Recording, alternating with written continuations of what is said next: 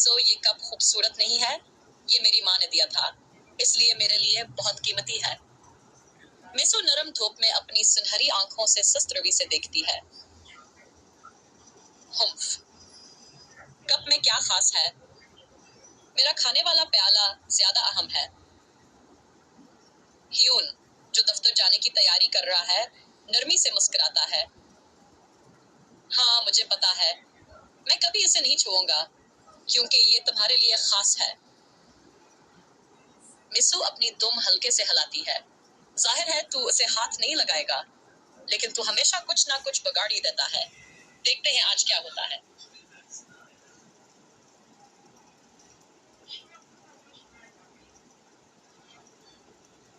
جیوون بازار چلی جاتی ہے۔ گھر میں صرف ہیون اور میسو رہ جاتے ہیں۔ ہیون کچن میں پانی پینے آتا ہے اور انجانے میں جیوون کا قیمتی کپ اٹھا لیتا ہے۔ میسو، کیا؟ یہ بے وقوف، یہی تو چیز ہے جسے چھونا منع ہے۔ ہیون پانی ڈال کر پینے ہی والا ہوتا ہے کہ ہاتھ پھسل جاتا ہے، کپ زمین پر گرتا ہے اور ٹکڑوں میں بٹ جاتا ہے۔ ہیون، وہ نہیں۔ میسو آہستہ سے میز سے اٹھتی ہے اور ٹکڑوں کو نیچے جھانک کر دیکھتی ہے۔ ہاں ہاں ہاں، کتنا بے وقوف ہے، اب کیا کام سے؟ جیوون کو پتا چلا تو سخت ناراض ہوگی۔ یہ تو مزیدار ہوگا۔ ہیون گھبرا کر پسینہ پونچھنے لگتا ہے۔ منظر ٹیون کی ترکیب۔ ہیون فوراً ویکیوم کلینر لاتا ہے اور ٹکڑے صاف کرتا ہے۔ وہ سوچتا ہے کہ نیا کپ خریدنا ہوگا۔ یا خدا، بس یہ نہ بس جیوون کو پتا نہ چلے۔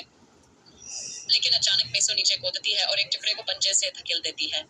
میسو،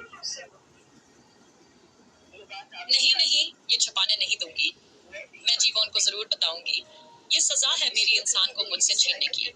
ہیون میسو کو اٹھا کر آہستہ سے کہتا ہے، ارے پلیز خاموش رہو، میں ہاتھ جوڑتا ہوں۔ منظر جیوون کی واپسی۔ جیوون بازار سے واپس آتی ہے۔ ہیون، میں آ گئی۔ میسو ہیون کی بانوں سے نکل کر سیدھی دروازے تک دوڑتی ہے، میٹھی آواز میں میاؤں کرتی ہے۔ آخر کار، میری انسان آ گئی، اب بڑا راز کھولنے کا وقت ہے۔ جیوون جیسے ہی کچن میں جاتی ہے، میسو ٹوٹے کپ والی جگہ کی طرف دوڑ جاتی ہے۔ میاؤں میاؤں۔ ہاں، یہاں پانی کیوں گرا ہے اور میرا کپ کہاں ہے؟ ہیون کا چہرہ پیلا پڑ جاتا ہے۔ وہ میں غلطی سے ہاتھ سے پھسل گیا۔ جیویا، وہ کپ میری ماں نے دیا تھا۔ جیوون صفے پر بیٹھ کر گہری سانس لیتی ہے۔ ہیون اس کے پاس بیٹھ کر سر جھکا دیتا ہے۔ مجھے واقعی بہت افسوس ہے، میں بالکل ویسا ہی کپ ڈھونڈ کر لے آؤں گا۔ جیوون سر ہلاتی ہے۔ وہ کبھی بدل نہیں سکتا، وہ انوکھا تھا۔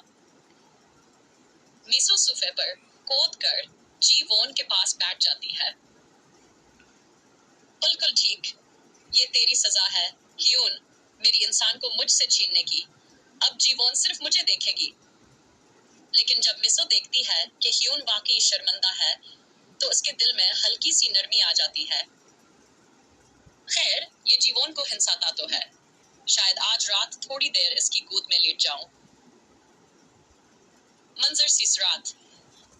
آخر کار جیوون کچھ نرم پڑتی ہے اور ہیون کے لیے کھانا بناتی ہے، مگر ماحول اب بھی عجیب ہے۔ بعد میں ہیون اکیلا صوفے پر بیٹھا ہوتا ہے۔ میسو چپکے سے اس کے پاس جا کر اس کی گود میں لیٹ جاتی ہے۔ چونک کر آہستہ سے میسو سے، تم بھی؟ مجھے لگا تم مجھ سے نفرت کرتی ہو۔ زیادہ خوش فہمی میں مت رہ، میں صرف اس لیے یہاں ہوں کیونکہ میری انسان سو رہی ہے، بس۔ ہیون نرمی سے اس کے بال سہلاتا ہے اور میسو چاہے ظاہر میں اندیکھا کرے مگر آنکھیں بند کر کے سکون سے گنگنانے لگتی ہے۔ اختتام۔ ہیون، تو بے وقوف ہے، لیکن تو جیوون کو ہنساتا ہے۔ پھر بھی یہ یاد رکھ، اس کی پہلی پسند ہمیشہ میں میسو رہوں گی۔ اسکرین میسو کی سنہری آنکھوں کے کلوز اپ کے ساتھ مدھم ہو جاتی ہے۔